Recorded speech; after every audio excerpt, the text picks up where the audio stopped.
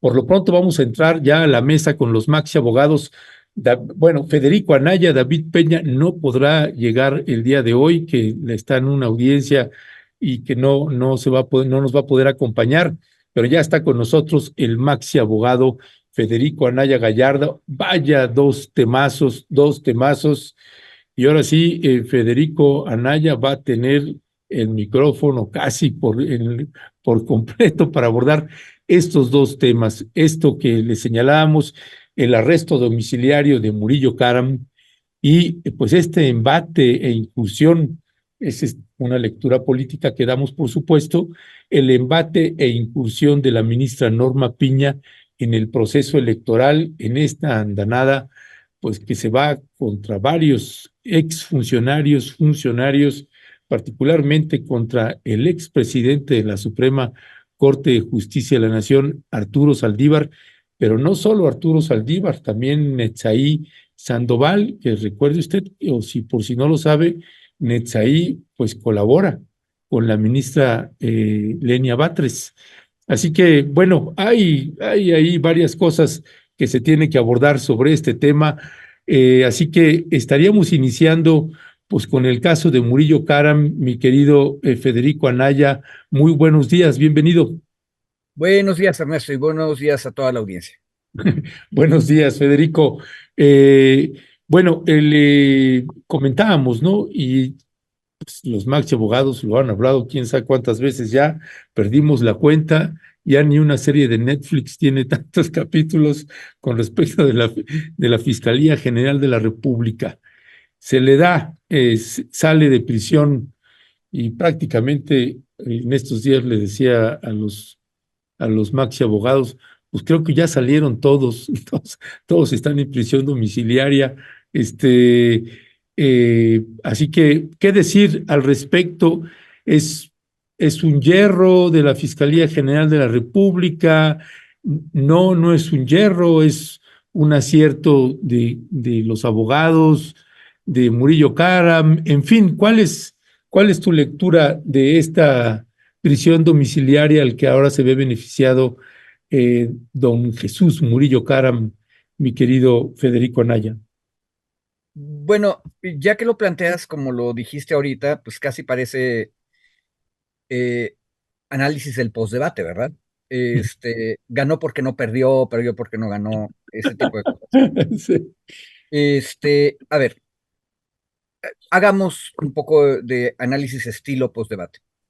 ¿Qué era lo que deseaba la Fiscalía General de la República? Es una fiscalía, recordemos, encabezada por un hombre tremendamente primitivo y tremendamente conservador, que no entiende el sistema penal acusatorio moderno. Por lo tanto, él cree, Hertz Manero, que cualquier persona que sea acusada de cualquier cosa tiene que estar inmediatamente puesta en prisión. Entonces, el objetivo de la Fiscalía General de la República era que Murillo Karam estuviera en prisión y por lo tanto falló en sus términos. Punto. Y tenían muchas maneras de documentar razonablemente que un hombre como Murillo Karam, que es tremendamente poderoso por la posición social, política, la influencia que tiene, puede hacer mucho daño a la continuación de la investigación y a la continuación de su propio proceso, si está en su casa, por ejemplo, con todas sus redes sociales y todas sus redes culturales a mano, aunque él esté adentro de su casa, aunque él no se pueda mover más de 5 kilómetros alrededor de su domicilio. Es una persona poderosa, por lo tanto, debe mantenerse en prisión domiciliaria. Me parece que había suficientes elementos. El problema es que como es una persona primitiva, nuestro fiscal general de la República, no sabe, ni él ni su equipo, demostrar estas cosas. Y perdón por repetirnos, pero hemos visto una y otra vez cómo el fiscal general y los fiscales concretos que llevan los casos se enojan con los jueces porque los jueces les exigen indicios mínimamente razonables para concederles o no concederles las peticiones. Y ellos no aportan esos indicios, por lo tanto, no les conceden las peticiones. Eh, Ahora, ¿cuál es el problema? yo hubiera pensado que el equipo alrededor de Gertz Manero, porque recordemos, desde que prácticamente se desmanteló la primera Fiscalía Especial sobre el caso Ayotzinapa, eh, la nueva Fiscalía Especial ha estado básicamente disciplinada y subordinada al fiscal general. Por eso estoy hablando del fiscal general. Pero deberían haberse dado cuenta que estamos en un caso tremendamente peligroso, tremendamente sensible para la opinión pública y que tal vez solo por eso deberían haberse dado cuenta que tenían que litigarlo modernamente y parece que no lo han hecho. Ujú. En fin, Este, cuando hablamos en términos concretos, Federico, cuando hablamos que cuando dices tendrían que haberlo litigado modernamente, en sentido estricto y de manera así muy, muy concreta en lo que te sea posible, ¿cuál hubiera sido o sería la forma moderna de hacerlo? oh, no, no, de hecho es moderna y razonable. En el sistema penal acusatorio tú tienes que darle a los jueces indicios claros, por ejemplo, para el caso de que la persona, si se le concede una medida cautelar distinta de la prisión domiciliaria, puede poner en peligro el proceso penal al que está sujeto, puede influir indebidamente en las investigaciones conexas al caso, etcétera. Es obvio que un hombre tan poderoso como el señor Murillo Karam puede hacer eso mucho mejor si está en su casa que si está en la prisión. Ojo, que también lo puede hacer desde la prisión. ¿Y qué es lo que tendría que haber hecho? Litigar modernamente es presentar esas evidencias.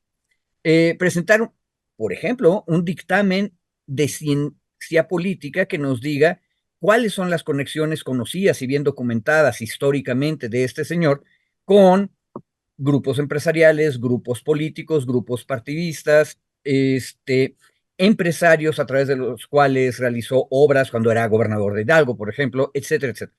Tú haces ese mapa politológico y le dices, juez, esta persona es tan poderosa que es mucho mejor para el proceso que estamos llevando a cabo que esté en prisión domiciliaria.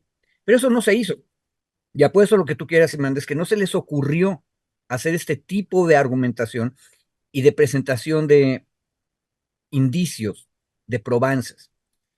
Y lo cual es una lástima, porque en el otro lado resulta que es un asunto tremendamente, tremendamente sensible. Ya, gracias, gracias, mi querido Maxi abogado Federico Anaya. Pasemos, Federico, al caso, pues, de pues estos señalamientos, esta recepción que le da la presidenta ministra de la Suprema Corte de Justicia de la Nación, Norma Piña, a una acusación anónima. Y claro que esto ha generado también pues muchos comentarios, incluso del exministro Arturo Saldívar, que hacia él, principalmente hacia él apuntalan, pero no solamente a él. De hecho, más adelante le aviso, al terminar precisamente la mesa con los Maxi Abogados, tenemos una entrevista también con el periodista Ricardo Rafael, porque pues está el caso de Isabel Miranda de Wallace, que aprovecha esto para también subirse. En fin, hay ahí una carambola de quién sabe cuántas bandas en estos ataques de la ministra Piña. Ya estaremos platicando también con Ricardo Rafael. Pero regresando al tema de Norma Piña, pues una está la parte política que uno puede entender y otra está la parte legal de estas acusaciones que hacen contra Arturo Saldívar y que Arturo Saldívar, pues además de que ya ha hecho declaraciones de que es insólito y es inadecuado estas acusaciones y que él tendrá que tomar también medidas al respecto. Qué decir, Federico Anaya? ¿Cuál es tu lectura? ¿Es una acusación apegada al Estado de Derecho? ¿Está todo en regla o en norma? ¿O te brincan cosas ahí en estas acusaciones de la ministra Piña? Bueno, Ernesto, yo no estoy tan seguro si te podía contestar si las cosas están de acuerdo con el Estado de Derecho, porque el Estado de Derecho es una cosa que no existe en el fondo. Ok, Eh, pero bueno, de acuerdo contigo. eh, digo, y no queremos hablar en Es abstracciones que, no, binarias. y es que es ironía. Yo seguido hago así, apegados al Estado de Derecho, ya como, como Ok, hablan luego los funcionarios. pero Adelante. lo que sí podemos hacer, y por cierto, siguiendo con la lógica, el litigar modernamente es presentar indicios ante los juzgadores. Indicios que sean creíbles, que sean materiales, que tengan que ver con la realidad social y política. Bueno, veamos qué tenemos, cuáles son los hechos. Eh, aproximadamente a mediodía, tal vez durante la mañana del jueves 11 de abril, o sea, la semana pasada, empezó a circular un documento de PDF que contiene un acuerdo. Son 15 cuartillas, ese fue el que conocimos casi todos, Ujú, que es un acuerdo del 9 de abril, es decir, del martes anterior. O sea, 2 días antes este acuerdo se llevó a cabo. ¿Y qué dice el documento? El documento dice que la ministra presidenta de la Suprema Corte se reunió con su secretario que le asiste y entre los dos tomaron una decisión y leo lo que es la decisión. Visto el escrito de cuenta presentado de manera anónima en el que se denuncian a Saldívar y a otras personas, eh, se decide, luego te van a describir, casi todas las 15 páginas son un cuadro en el cual nos dice cuáles son esos hechos que se están denunciando, y lo que se acuerda es iniciar una investigación. ¿Sí? Bueno, eso es lo que supimos y eso es lo que dice aquí. Ahora, el único problema es que eh, Hernán Gómez Bruera, que es un reportero, que ahorita no me acuerdo exactamente el medio, pero si me ayudas, te lo agradeceré. Eh, el- creo que está, él escribe en el Universal, sí, y, eh, y y está en medios, no sé si está en en la la octava octava, o creo. algo así. O si Exacto. oficina en la octava o está en otro, pero por ahí. Ok, de acuerdo. Bueno, Hernán Gómez Bruera nos dice que él tuvo acceso a estas 15 páginas, pero parece que tiene también, él habló de los anexos en un clip de YouTube, probablemente del programa de tele por cable que tiene, o tele por internet, como sea, y él dice que existen alrededor de esto 283 testimonios. Entonces, no es que sea una denuncia anónima, o, sabemos, si es una denuncia anónima, es una denuncia anónima que aportó anónimamente 283 testimonios, de los cuales, dice Hernán, 259 son de jueces y magistrados. En otras palabras, si le creemos al documento que todos vimos y que la Suprema Corte de Justicia no ha desmentido, y creemos lo que nos está diciendo este reportero, entonces significa que un anónimo, una persona anónima, anduvo por la corte reuniendo 283 testimonios. ¿Me explico? Ujú. Y luego va y presenta los 283 testimonios. Ojo, los 283 testimonios obviamente vienen con nombre y apellido, con cargo. Entonces ya no es tan anónimo, ¿me explico? Hay una contradicción en la información que tenemos aquí.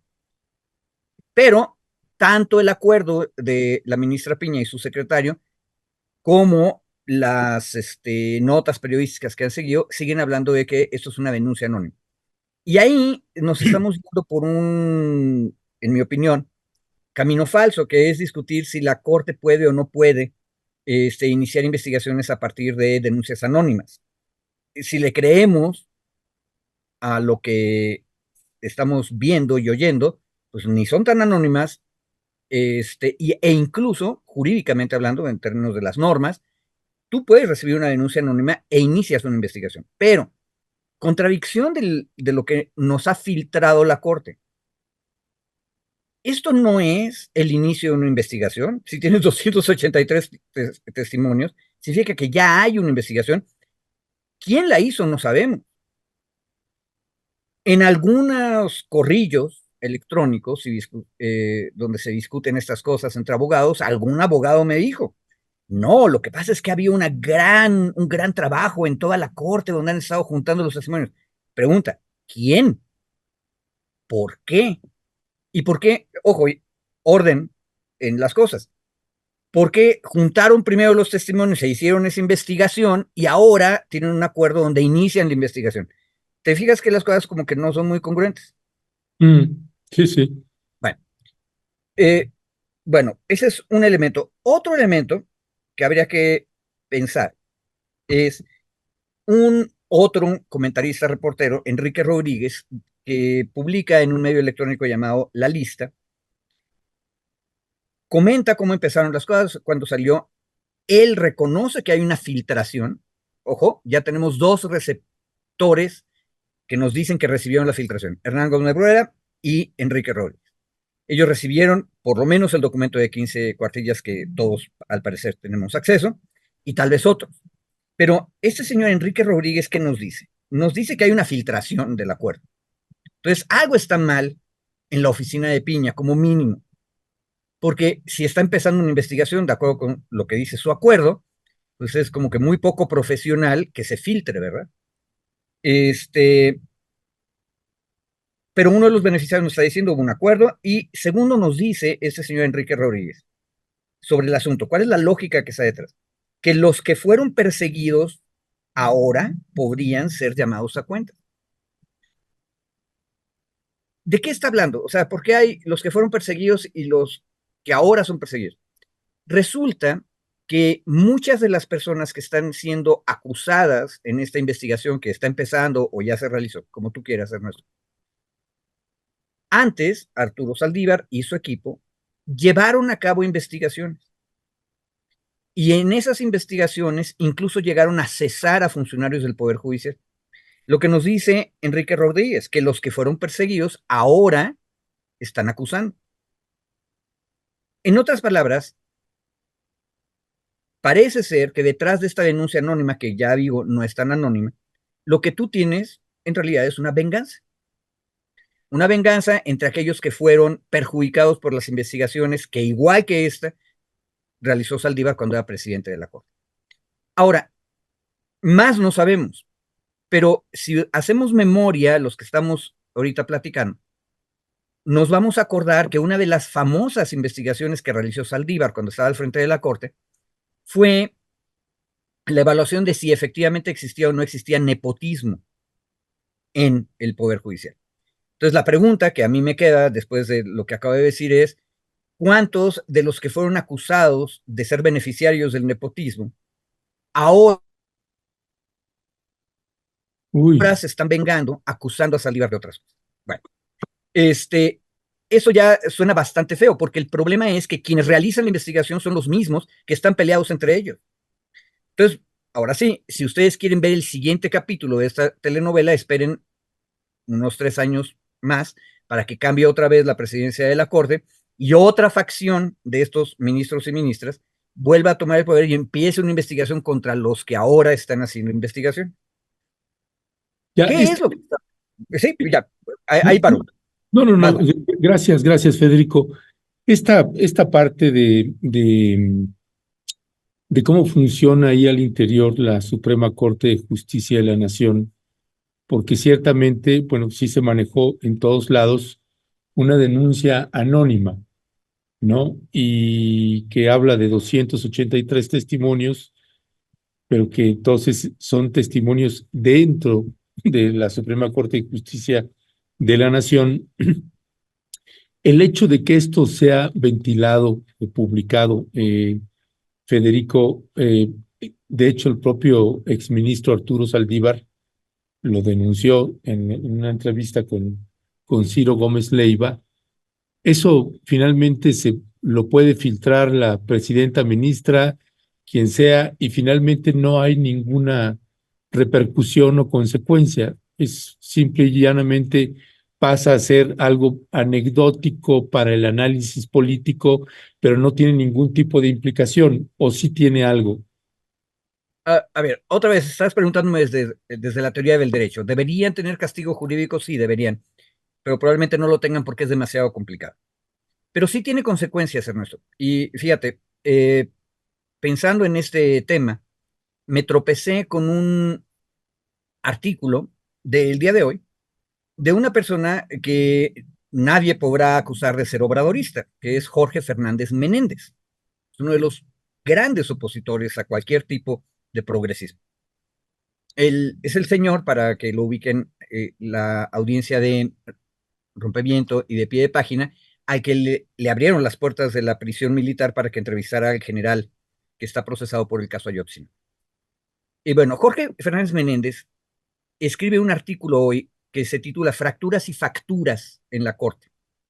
Y lo que dice es que él cree que no ha sido una buena idea de la ministra Piña hacer esta filtración. ¿Por qué? Porque el problema es que la investigación se ve como un golpe político en contra de enemigos políticos y eso lo que hace es debilitar al Poder Judicial. Ojo, no lo está diciendo un enemigo de Piña, no lo está diciendo un amigo del obradorismo, lo está diciendo exactamente el otro lado. Los que están del lado que quieren perjudicar a Saldívar están diciendo esto es una mala táctica. ¿Por qué es una mala táctica? Porque lo que hace es mostrarnos a toda la ciudadanía lo que decía hace un momento, que dentro del Poder Judicial hay camarillas que se pelean unas contra otras y están dispuestas a cualquier cosa para destruirse mutuamente. Y eso es una cosa terriblemente mala. Eso demuestra, por cierto, ya como conjunto, que la manera en que hemos estado designando a los ministros de la Corte es mala, es pésima, porque permite que lleguen este tipo de intereses ahí. Recordemos, Hernán Gómez Bruera dice, inicio de investigación demuestra lo que yo había dicho en mi libro, Traición en Palacio, que tenemos a Julio Scherer Jr. Haciendo negociaciones oscuras y tratando de sacarle raja, a veces política y a veces económica incluso, a asuntos judiciales. Bueno, eso está mal, pero si tú sigues eligiendo a los ministros a través de un sistema que básicamente privilegia a las élites y la secrecía, pues vas a tener mucho más de esto. Por eso, hasta Fernández Menéndez dice, es una mala idea hacer esto público, es una pésima idea hacer esta filtración. Por otro lado, cuando la élite dice que hay una cosa que está muy mal, las masas deberíamos sentirnos felices, porque eso significa que estamos aprendiendo que hay algo que está muy mal organizado y la pregunta es, ¿cómo lo organizamos mejor? La primera solución que el obradorismo ha dado es, elijamos a los ministros de la Corte, porque de esa manera por lo menos nosotros nos metemos para tratar de poner luz o algo de luz en todo esto. Ya. Bueno, y yo nada más comentar con respecto de esta imagen del tweet de Hernán, que creo que publicó un hilo, si lo puedes poner otra vez. A mí me parece verdaderamente penoso y lamentable de Hernán Gómez Bruera. No es la primera vez que se conduce así, pero sumarse al golpeteo, que es claramente político, de una manera a la mala de la ministra Piña, sumarse a esto y a la vez promocionar su libro, compren mi libro y aquí yo dije esto y esto otro. ¿Y por qué le filtran a él? Pues bueno, Tal pues cual. es que pues es como cuando pasó lo de estas publicaciones que hubo de Anabel Hernández o de ProPública, Exacto. por qué la DEA le da específicamente a estos, pues eso es lo que te tienes que preguntar cuando te llega un filtro así y como parece ser que hay algo ahí, un problema de tiempo atrás de Hernán Gómez con el ministro Arturo Saldívar, el exministro, pues me parece a mí lamentable que no se pueda separar el trabajo periodístico de esas cosas, pero bueno, pues cada quien que asuma la responsabilidad de lo que hace y dice. Regresando al caso, dice, en el caso de Arturo Saldívar, el Consejo de la Judicatura Federal puntualiza que por ser exministro de la Suprema Corte de Justicia, la judicatura carece de competencia para investigar y en su caso sancionar los hechos que le son imputados, Federico, y entonces dice que esto tendría que pasar al alto tribunal. ¿Qué decir al respecto? Es decir, que la actual Auditoría Superior de la Federación, jueces y magistrados en activo, así como otros funcionarios, pues yo no sé aquí entonces cuál es la competencia adecuada si la judicatura dice esto, Federico. A ver, lo que nos acabas de leer es una declaración del Consejo de la Judicatura Federal. Exacto.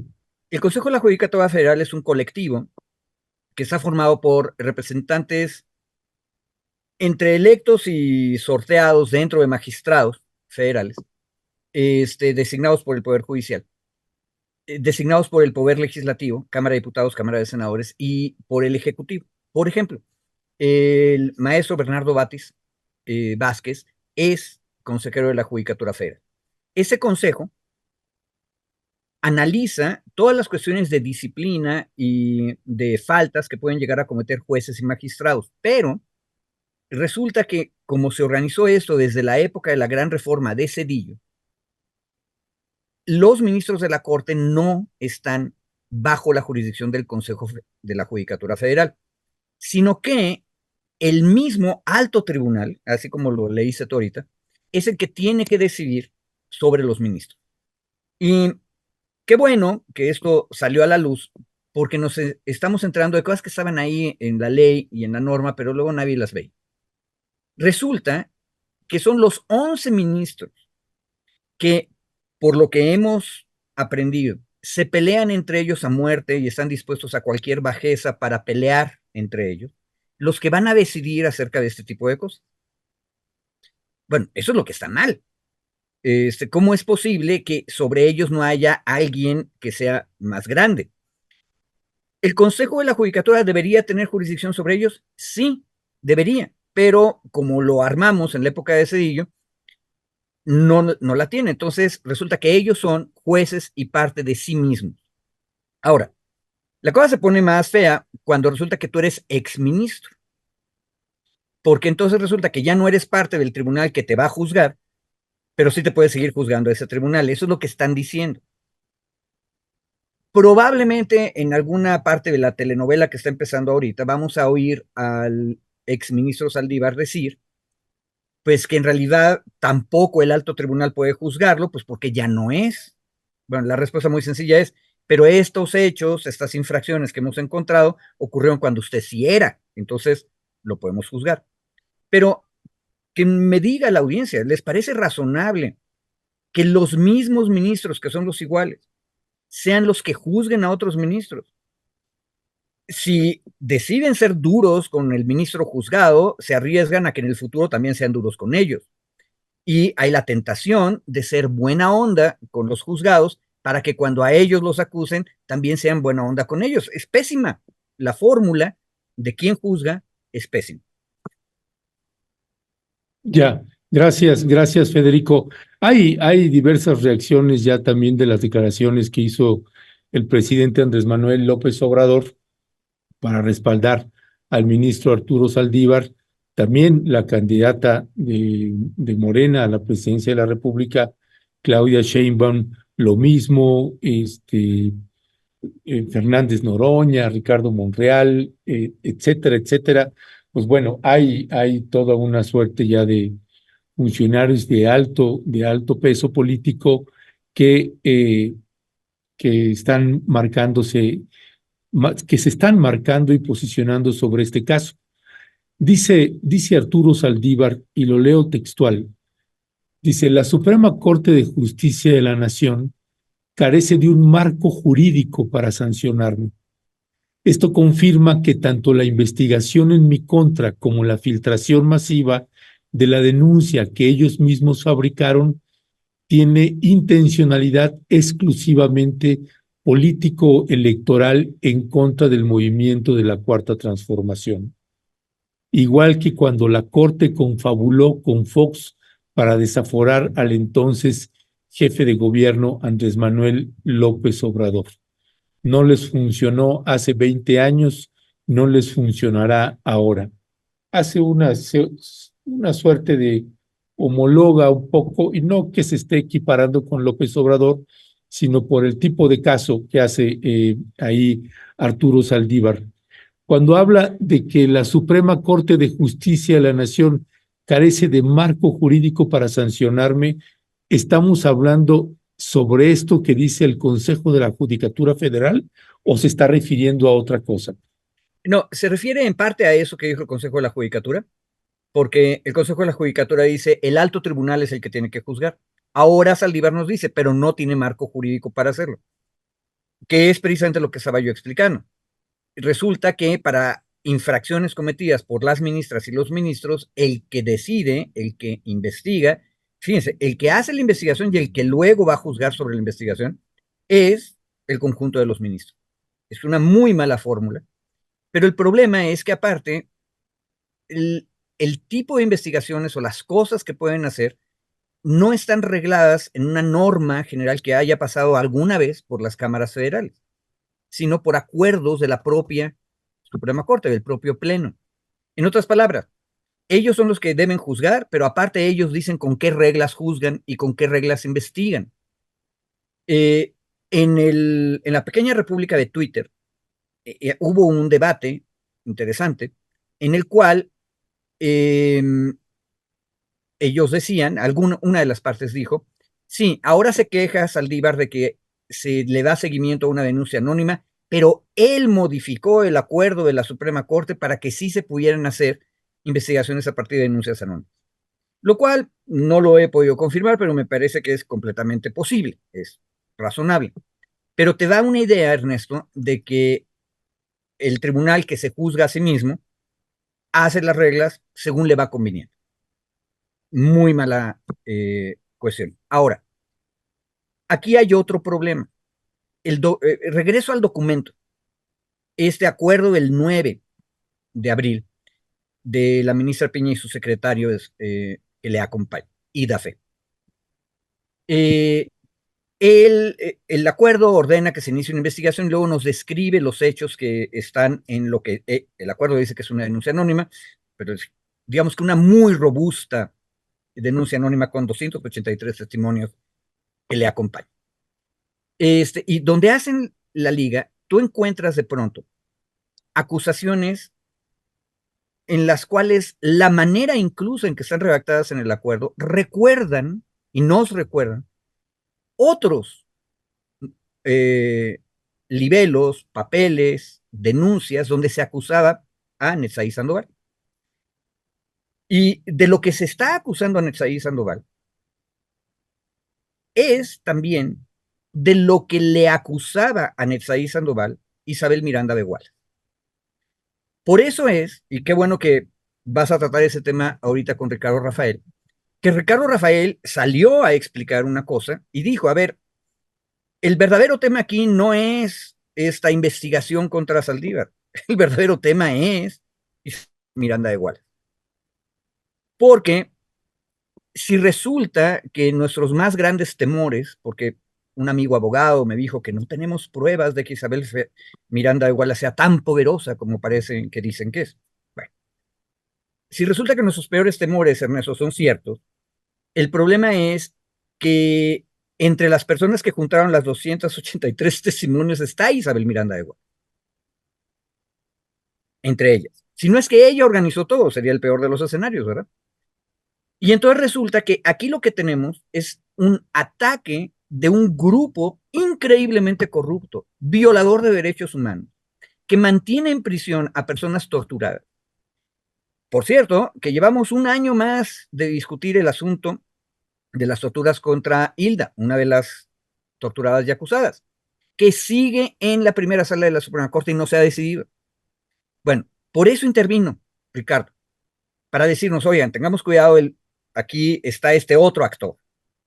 Y este otro actor incluye Pegasus, que se utiliza para espiar a los involucrados, incluye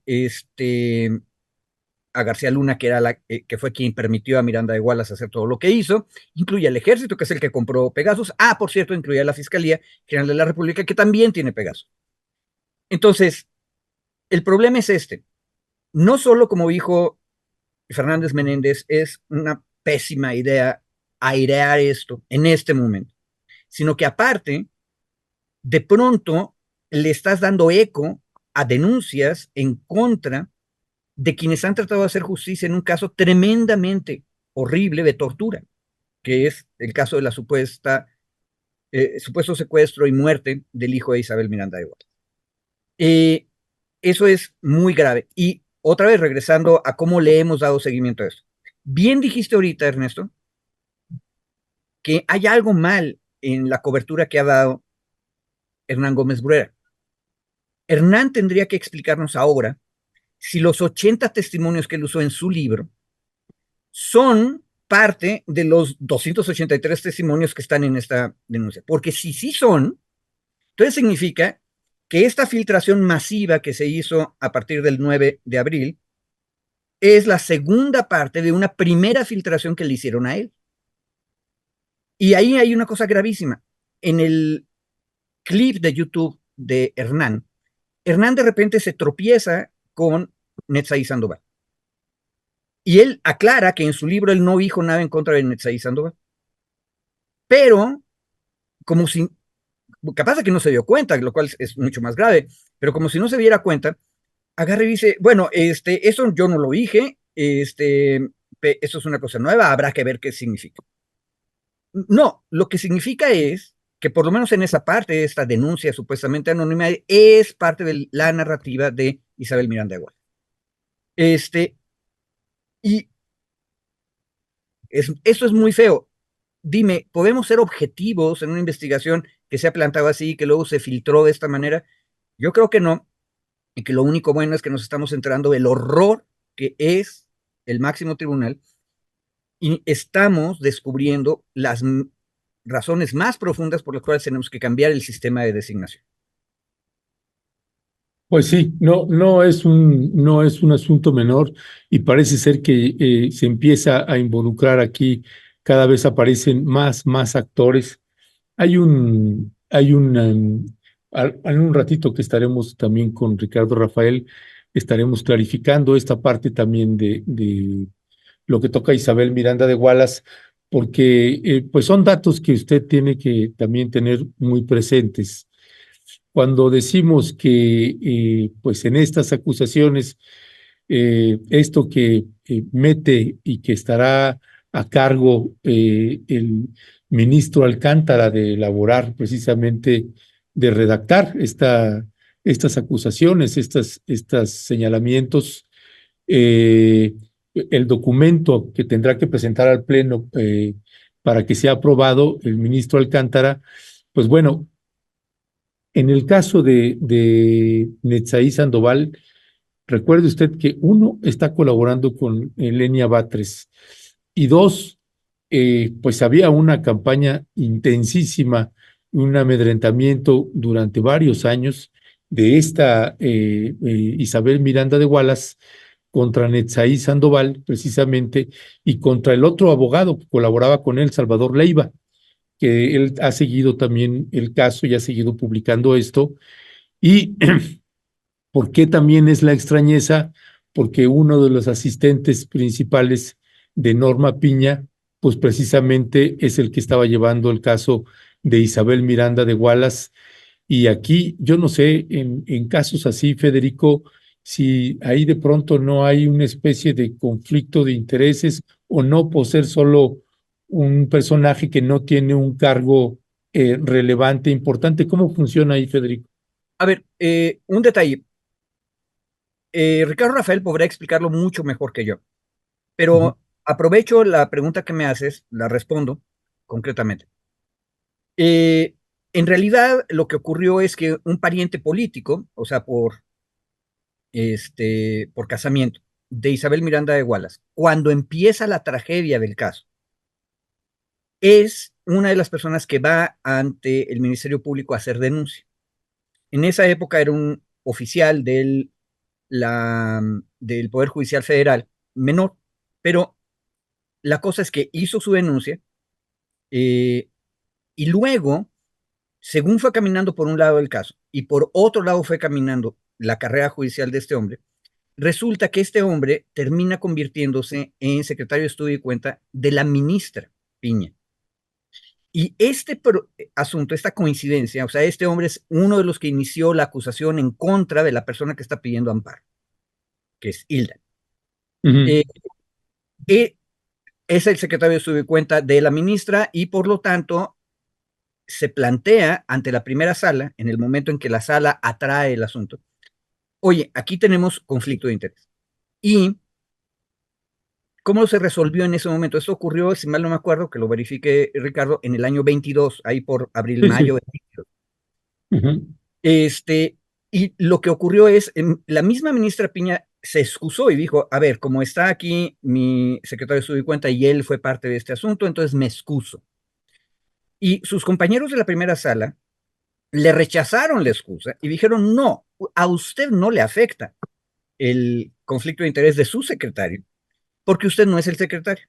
Y para eso tenemos un precedente, no me acuerdo si es una tesis o una jurisprudencia, muy viejita, que proviene de antes de la reforma judicial de 1996, o sea, con una corte que es completamente distinta. Y resulta, ahí nos venimos a enterar, que la corte toma decisiones como esta, que si el secretario de estudio y cuenta, que acuérdense, es el que redacta los proyectos de sentencia, es el que realmente conoce con detalle el expediente, el que le propone soluciones a el juzgador, sea juez, magistrado o ministro. En realidad es el que hace la chamba fuerte, el que toma la responsabilidad ciertamente es el juzgador o la juzgadora, pero quien hace el trabajo es el secretario de estudio y cuenta. Y los litigantes no me dejarán mentir, con quien primero hay que hablar para saber cómo van nuestros asuntos con el secretario de estudio y cuenta. Pero ahora resulta que desde hace décadas, probablemente casi medio siglo, 40 años, la Corte dijo que el conflicto de interés de los secretarios de estudio y cuenta no afecta a los juzgadores. A mí me parece completamente irracional. Pero este tipo, y eso es lo que yo quiero decir ahorita, ese tipo de decisiones, cuándo uso este criterio y cuándo no lo uso, completamente oscuros, es la costumbre normal de la Suprema Corte de Justicia. La Suprema Corte de Justicia, y en otro programa aquí hice una lista de todas las cosas aberrantes que hace, de errores que comete. Una de las salas tomó la decisión de que hay una reforma a la ley de profesiones de Jalisco era inconstitucional y debe echarse para atrás porque estaba en contra de la Ley General de Profesiones. Nota de pie de página. La Ley General de Profesiones no existe. Entonces los señores tomaron una decisión en base a una ley que no existe. ¿Alguien se dio cuenta? No, porque la Corte lleva tantos asuntos y está siempre en tal oscuridad que nadie se da cuenta. Usan criterios de hace 40 años que nos parecen irracionales, como este acerca del conflicto de interés de los secretarios de estudio y cuenta. Ahora, el escándalo de este señor fue tan grande que este señor, que seguía siendo secretario de estudio y cuenta y parte del equipo de la ministra presidenta Piña, finalmente tuvo que renunciar y regresó a otro puesto en el Poder Judicial Federal. Pero mi punto es, esa corte que se saca a veces de una manga y a veces de la otra, criterios completamente extraños e inesperados, es la corte que va a tomar la decisión sobre una investigación tan grave como la que nos muestra la filtración. Pues mal andamos. Y por eso, hasta la derecha, que es Fernández Menéndez, dice, esto es un pésimo negocio. Yo lo veo por el lado positivo. Como dicen los gringos, hay que ver la rayita luminosa alrededor de la oscurísima nube de tormenta. La ciudadanía nos estamos enterando de otra más de las locuras que hace el máximo tribunal y tenemos una prueba más de por qué tenemos que reformar hasta la raíz y el corazón ese poder. Ya, tomo otro planteamiento, Federico, que se está planteando en el caso del ministro Arturo Saldívar. Dice el propio ministro Saldívar, en el caso de la denuncia anónima recibida en el Consejo de la Judicatura Federal, que dio origen a la investigación que ordenó Norma Piña, se trata de un caso considerado excepcional, toda vez que él ya es un ministro en retiro. Mm. Me gustaría entender qué, qué debemos entender que en la Suprema Corte de Justicia se hable de que es un caso considerado excepcional, ¿no?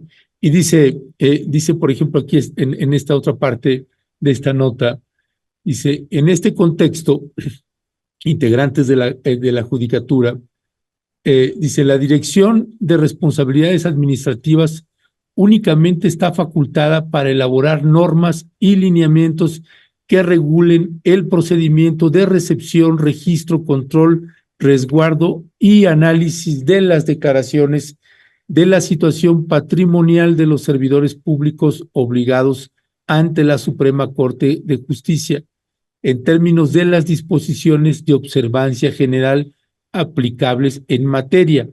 Y dice, como señala el párrafo, Saldívar ya no está obligado tampoco a declarar su patrimonio, por lo cual no está facultada en el caso del ministro en retiro y expresidente del máximo tribunal a proponer al titular de la Contraloría lineamientos para llevar a cabo investigaciones de oficio sobre hechos que pudieran implicar el incumplimiento por parte de los servidores públicos de la Corte de las disposiciones legales aplicables.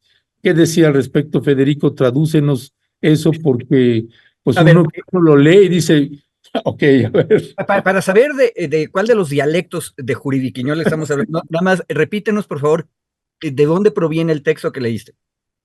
Es un texto que viene de la jornada, Ajá. una nota de la jornada, y dice, eh, la Dirección General de Responsabilidades Administrativas y de Registro Patrimonial, cuya existencia está regulada en el artículo 36 del Reglamento Interior en materia de administración de la Corte y que fue Ta, ta, ta. publicada. De Ok, ahí.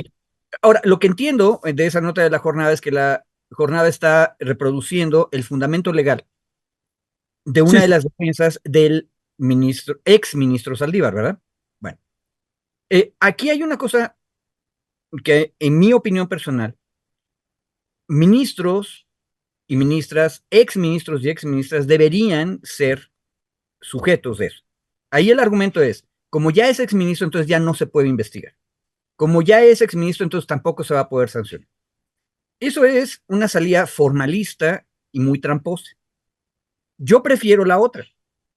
Fíjate, en este punto, si ya la ministra presidenta quiere andar investigando al exministro Saldívar, yo creo que también debería investigar a la exministra Luna Ramos, que era parte, uña y mugre, de la red de nepotismo que una investigación del ministro Saldívar en este mismo tipo de procedimientos llevó a cabo.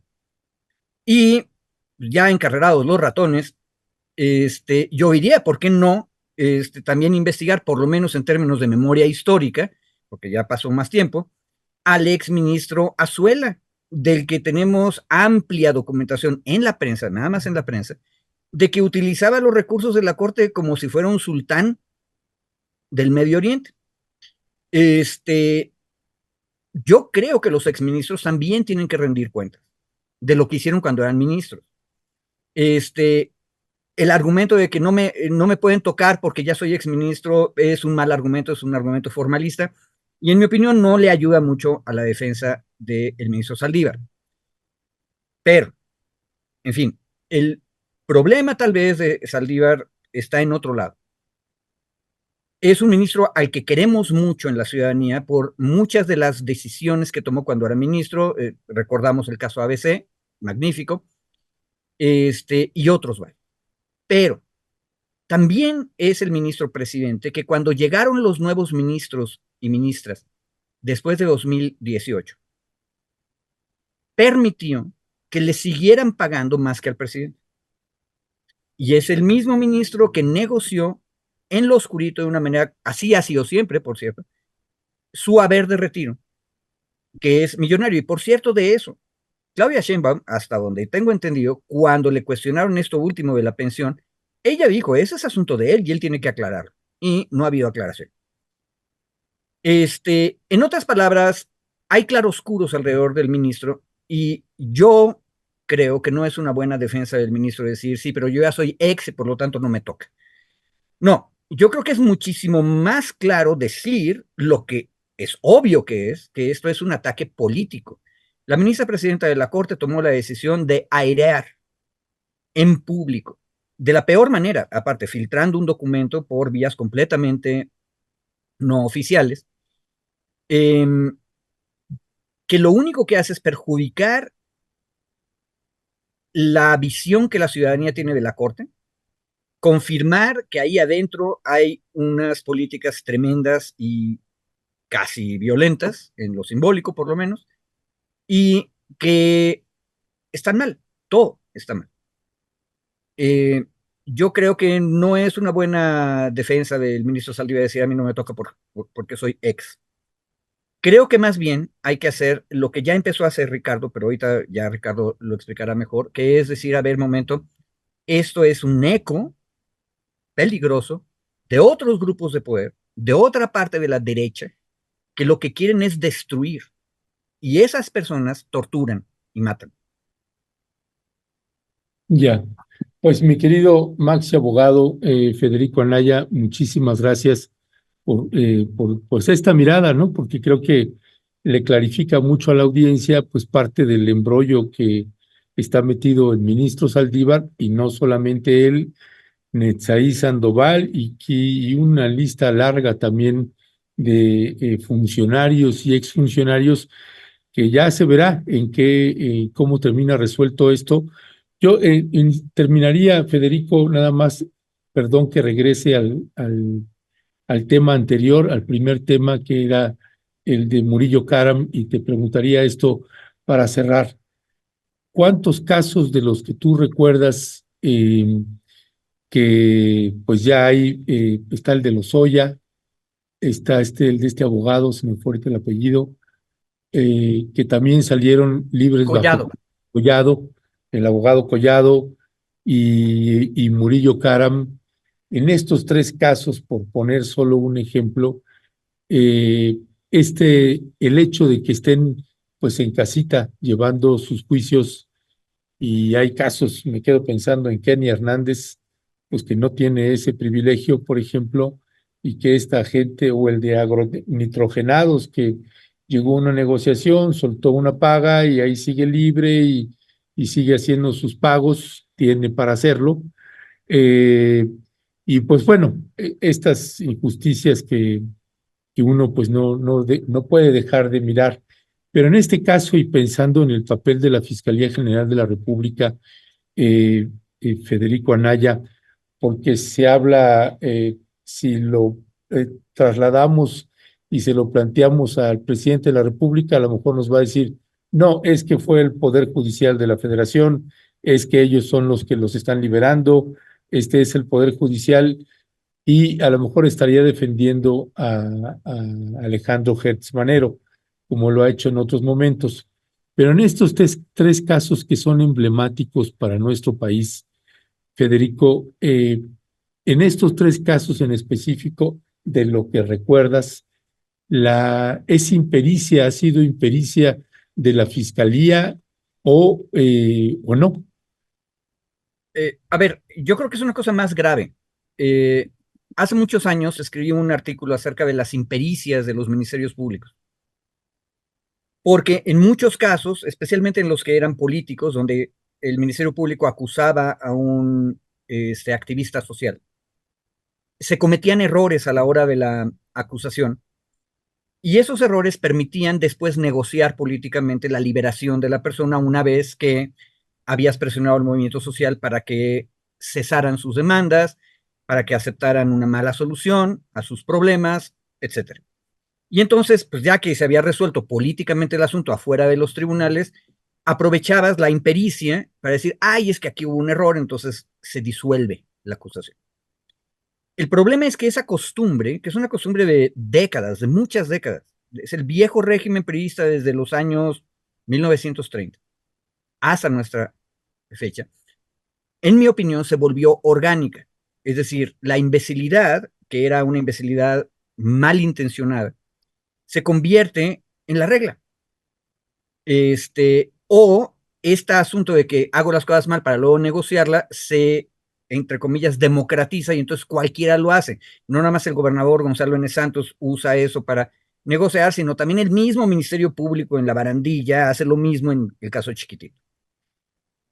Se generalizó y entonces se vuelve como que el estándar. Y eso está mal y es una de las cosas que todo el movimiento de una fiscalía que sirva trató de resolver.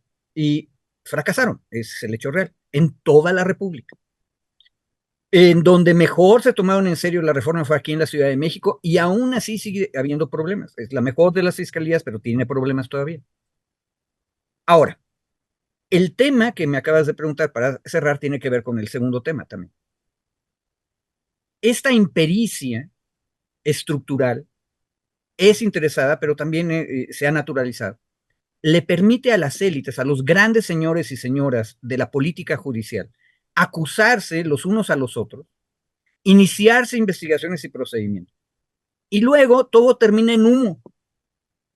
¿Por qué?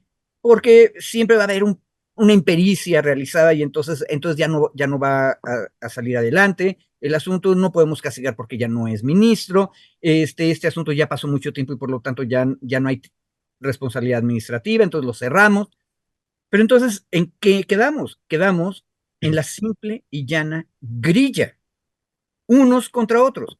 Y una de las cosas que a mí me impresionó muchísimo es lo que dijo Enrique Rodríguez.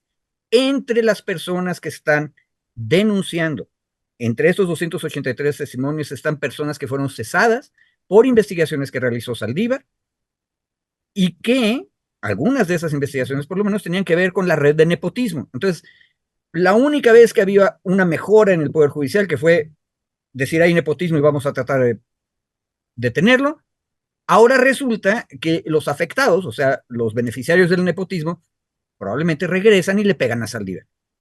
¿Y todo para qué? Para que las cosas terminen en que nadie es castigado nunca. Es decir, eso lo brilla. Eso está mal, por eso hay que reformar desde la raíz. Ya, pues sí, es un caso tremendo ahí. Vamos a darle seguimiento, además de que lo llevaremos a la mañanera. No tengo usted duda al respecto. Mi querido Federico Anaya, te mandamos un fuerte abrazo y ahí seguimos al hablar. Cuídense ustedes, hasta luego. Gracias, gracias.